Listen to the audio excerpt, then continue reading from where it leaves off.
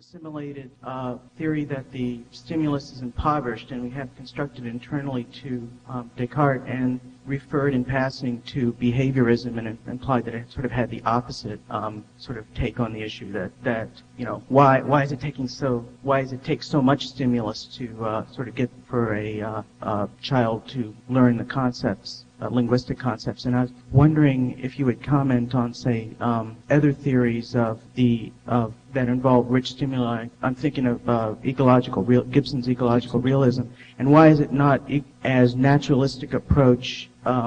Why is it not naturalistic to look for properties of the environment, say properties of the environment that would correspond to a container object, instead of saying that structure is in a language faculty? Well, the problem with that is that you can perfectly well say that houses, those things in the environment, have all the properties that I mentioned. That's true. Houses are the physical thing out there. It has the property of eliciting a point of view which says you're just an exterior surface, and it has the property of eliciting the point of view that says you're an exterior surface plus a distinguished interior with abstract properties. And it has all of those properties. Must have them. In fact, it has exactly the properties that enabled me to think about it in that way. But the trouble is it also has every other array of properties. Has any array of properties you like. If I design a different organism that decides to look at a house with a distinguished interior surface and some other property, the exterior plus things 10 feet away, has that property too. So you're back to the question, why do I pick out that set of properties? And the only answer to that, short of divine intervention, has got to be that it's coming from inside me. So we're back to the same theory. There's only the appearance of a different approach there. That's self-delusion. There seems to be an assumption underlying your theory of natural language that there's a close link between the signifier and the signified. That, I guess, to use your analogy to Descartes, that when you and I both look at this figure, we both see a perfect triangle, that you're not seeing a triangle and I'm seeing a square. One thing that I'm interested in, if you do agree that this is an assumption that underlies this, why do you make that assumption? Because it's true. And also, I mean, it's overwhelmingly supported. I mean, it's not always true in every possible case, but in the case of, in Descartes' case, looking at a triangle, it's true, and you can demonstrate it in the laboratory. How do you respond then to, say, post-structural theorists who come from a radically different assumption? Well, if I understood what they were talking about, I guess I could respond. But not understanding what they're talking about most of the time, I can't respond.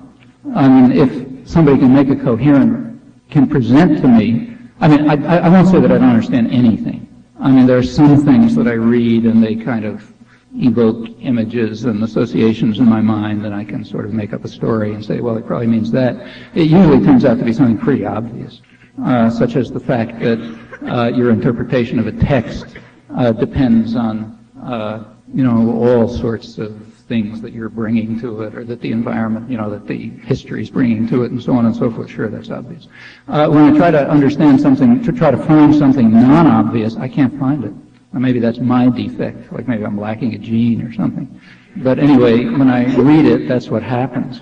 I should also say that I have, there are a lot of things in the world I don't understand. So, for example, if I pick up the latest issue of the Physical Review and I read one of the articles in it, or, some set theory journal, I'm not going to understand it either.